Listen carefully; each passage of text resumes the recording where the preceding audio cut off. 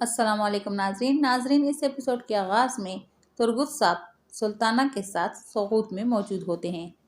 Turgut साहब अस्मियाना सुल्ताना से कहते हैं कि आप मुझे काफ़ी परेशान नज़र आ रही है, जबकि आपको तो बाज़ंतीनी फ़ौज की हमायत भी हासिल है।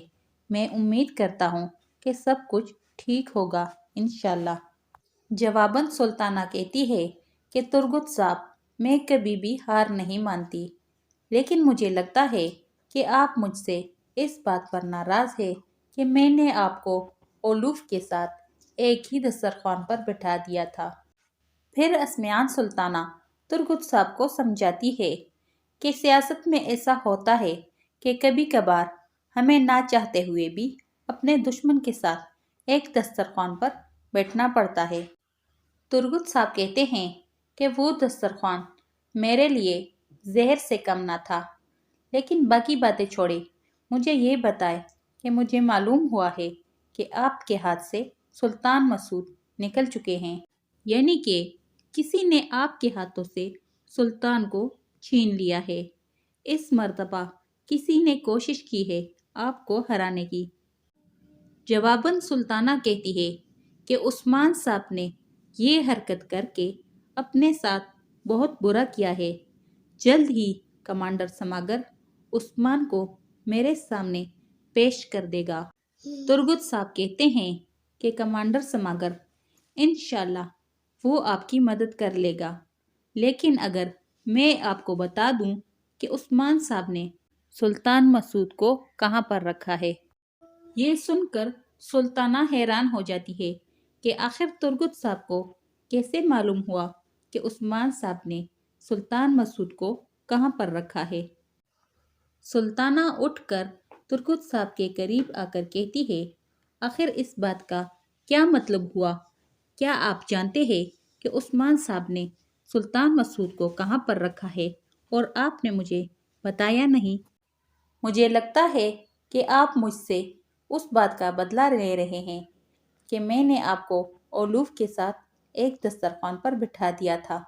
लेकिन इस बात को हरगिज़ ना भूलिए कि आपके पास इस वक्त एनागोल किला इसलिए मौजूद है कि मैंने आपकी हिमायत की, जिसकी वजह से उस्मान साहब आपसे दूर रहे और आप मुझे उसका ये सिला दे रहे हैं। तुरगुत साहब जवाबन कहते हैं, और भी बहुत कुछ है जो एनागोल किले से ज़्यादा अहम है, जैसे कि आपका मनसब, आपका तख्त और आपका इलाका कोनिया।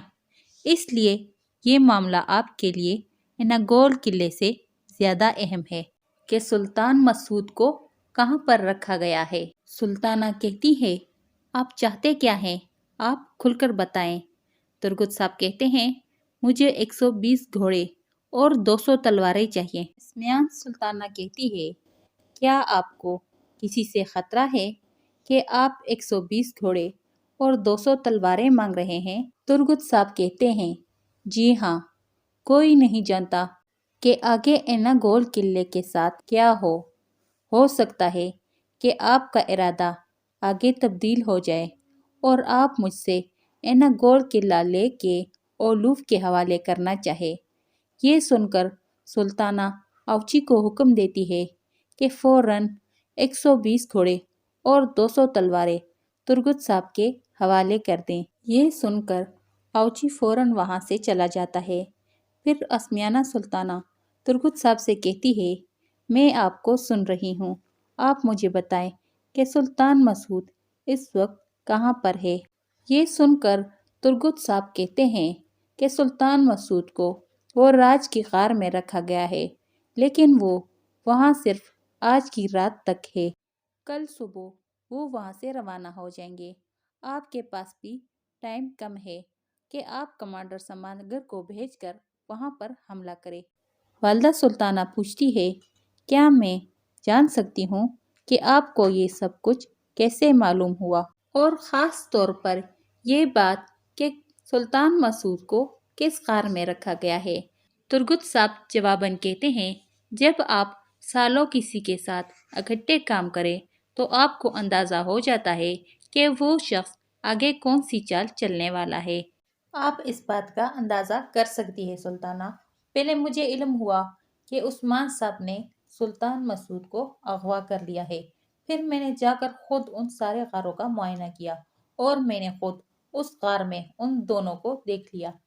پھر سلطانہ ترگت بے سے کہتی ہے، کیا آپ نے 120 گھوڑوں اور 200 تلواروں پر عثمان صاحب کا سودا کر لیا؟ ترگت جواباً کہتا ہے کہ اب میری نظر میں عثمان صاحب کی اوقات 5 گھوڑوں کے برابر بھی نہیں۔ میں نے پہلے ہی ان سے اپنا رابطہ ختم کر دیا ہے۔ اس کے بعد ترگت صاحب اسمیانہ سلطانہ سے اجازت لے کر وہاں سے چلے جاتے ہیں۔ اس کے بعد ایک منظر دکھایا جاتا ہے جہاں پر گوراج کے غار سے ایک گاڑی جا رہی ہوتی ہے۔ کمانڈر سماگر آ کر گاڑی کو روک لیتا ہے اور کہتا ہے اگر کسی نے کوئی حرکت کی تو اچھا نہیں ہوگا۔ پھر جیسے ہی وہ گاڑی سے کپڑا ہٹاتا ہے تو کہتا ہے، سلطان مسعود، میں تمہیں نہیں چھوڑوں گا۔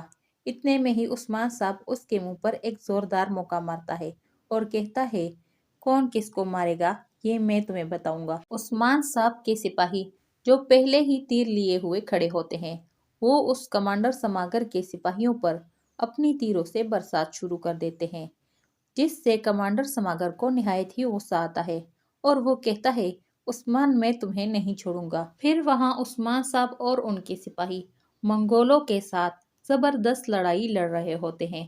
دوسری طرف سوغوت کا منظر دکھایا جاتا ہے جہاں پر تمام سرداران کی بیگمات موجود ہوتی ہے اور بالا خاتون بھی اولگن خاتون اور اسما کے ساتھ وہاں پر آ جاتی ہے۔ اسما بینگے خاتون کو اشارہ کرتی ہے۔ بینگے خاتون سمجھ جاتی ہے کہ اسما کے پاس مجھے بتانے کے لیے کچھ ہے۔ اتنے میں ہی سلطانہ وہاں پر آ جاتی ہے۔ پھر اسمیان سلطانہ تمام خواتین کو خوش آمدید کہتی ہے اور بالا خاتون کو کہتی ہے کہ آپ اپنی جگہ پر آ کے بیٹھ جائیے، یعنی میرے ساتھ بیٹھ جائیے۔ پھر سلطانہ سب کو بیٹھنے کا کہتی ہے۔ سب بیٹھ جاتے ہیں تو سلطانہ سب کا شکریہ ادا کرتی ہے کہ میرے مدعو کرنے پر آج تمام سرداران کی بیگمات یہاں پر موجود ہے اور سب ایک ساتھ کھانا کھانے کے لیے تیار ہے۔ جس پر بینگے خاتون کہتی ہے، آپ ہی بتائیں سلطانہ، کیا ایسا ہو سکتا ہے کہ آپ ہمیں بلائیں اور ہم نہ آئیں؟ اس بات پر سلطانہ خوش ہو جاتی ہے۔ پھر ایک سردار کی بیوی کہتی ہے، مجھے لگتا ہے کہ یہاں پر تمام سرداران کی بیویاں حاضر نہیں ہے۔ سلطانہ پوچھتی ہے، تم کس کی بات کر رہی ہو؟ وہ خاتون کہتی ہے کہ ملعون خاتون نظر نہیں آ رہی۔